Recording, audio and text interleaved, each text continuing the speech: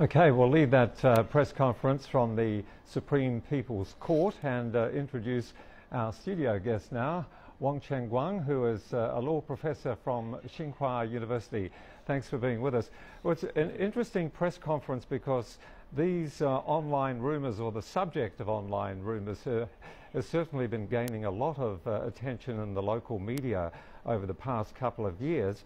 And it appears clear from what was said at that press conference that the real difficulty is when people resort to blackmail, for example, profiteering, also carrying out online activities which may result in people committing suicide or losing their death in some other way. From your reading of this, what could be the possible legal grounds of actually equating online rumours with a crime? Well, this is on the basis of the Chinese criminal law, and which is the foundation for all these new interpretations by the Supreme People's Court. As we know, the Supreme People's Court, together with Supreme People's Procuratorate, have the authority to interpreting the law while in the process of trials or handling cases. So this is their proper authority. And the criminal code, which has been passed and also been amended 8 times already, but nevertheless, the society goes forward so fast, and particularly considering the cyberspace, which is a new, kind of media and public space for all the individuals to get on to express their ideas.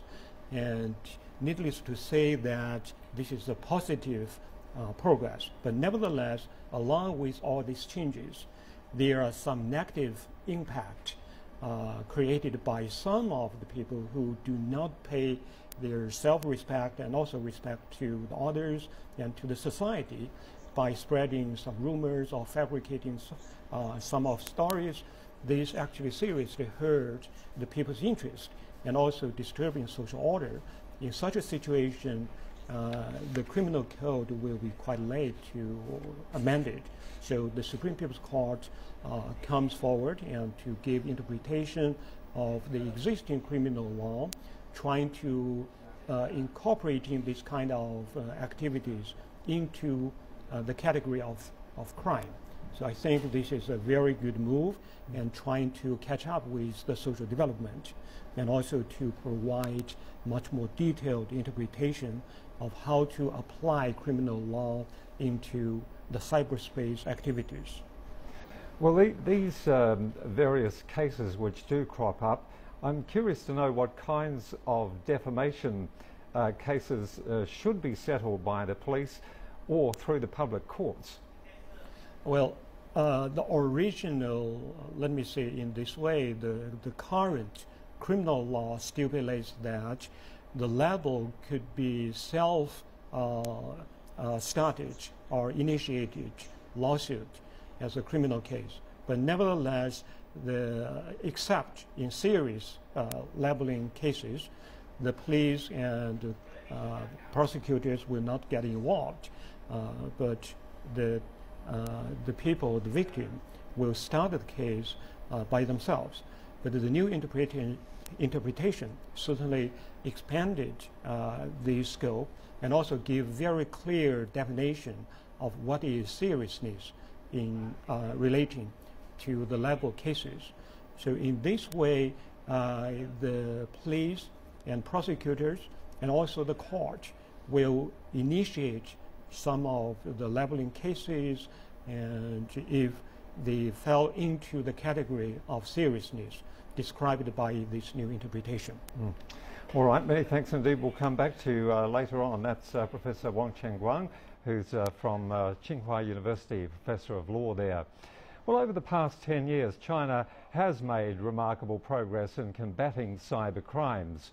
In 2013, this year, leading internet companies here in China pledged to form the nation's first anti-cyber fraud initiative to combat the growing threat of illegal online activities.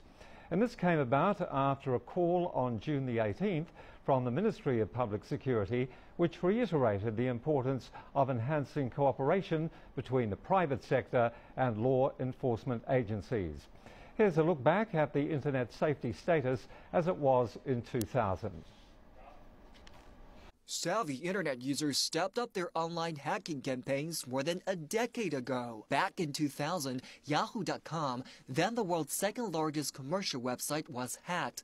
The services Yahoo provided were suspended for 3 hours. And Yahoo isn't the only company to have suffered. In the same year, the email services of Sina.com were hacked. The Chinese web giant servers were interrupted for up to 18 hours. Statistics show that major banks and companies across the world suffered economic losses worth about $800 million in 1998. Hacking activities have been on the rise since 2000. We saw cases that government websites, communications infrastructure were hacked and resulted in the collapse of some services.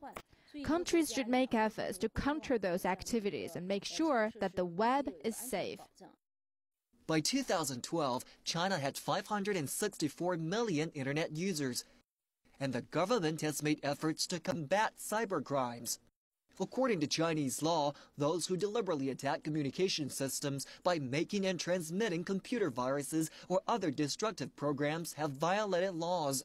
All those responsible for such crimes will be punished according to the law. Well, let's go back now to our guest, Professor Wang Chengguang from Tsinghua University. This is a problem, of course, and it's addressed today as far as interpreting defamation goes. What else do you think can be done to help build up a healthy online environment? Well, certainly this is a public space, I mean the cyberspace.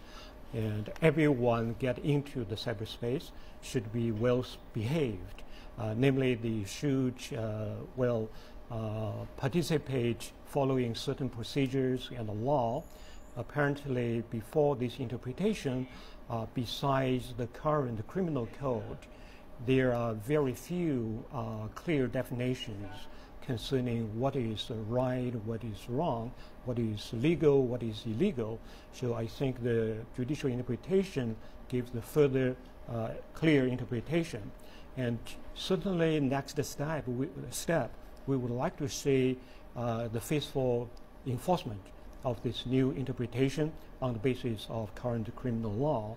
But leaving the legal mechanics aside, there should be some other mechanics, such as ethical code in cyberspace, and also public awareness of their participation, and also their self-analysis, assessment of the information going on in the cyberspace. So the mature cyberspace should be created by all sorts of means. Certainly legal mechanic is one of the fundamental vehicles for safeguarding cyberspace. And it's a difficulty trying to find that fine line between online defamation and freedom of speech.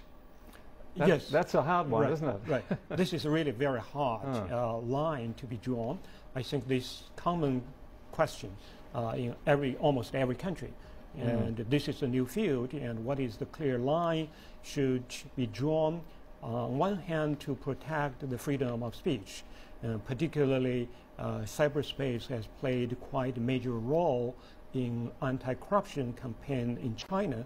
Many of the cases were first reported through internet, and this is a fact. So therefore, while we're fighting against illegal activities, spreading rumors, and defaming other persons or business entities, we should also protect the right of freedom of speech to express their genuine views and ideas, and also create a kind of public forum for discussion of the public affairs and state affairs. I think this kind of expression should be protected.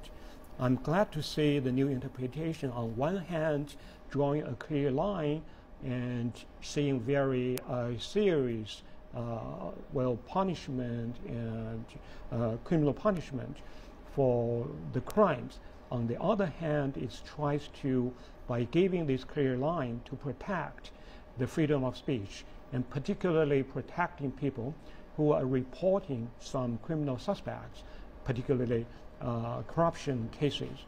So I think this is a very delicate situation, but it's a very smart move by this judicial interpretation. Mm.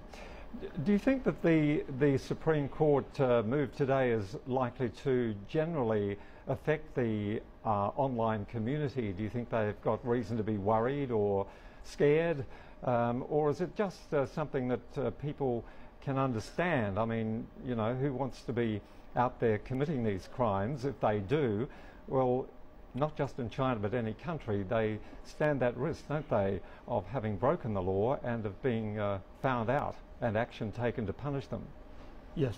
Well, I think, well, in such huge population, and there are bound to be different opinions, and I believe many people do consider this is good judicial interpretation. It's the right time to come in to cracking down the crimes in the cyberspace.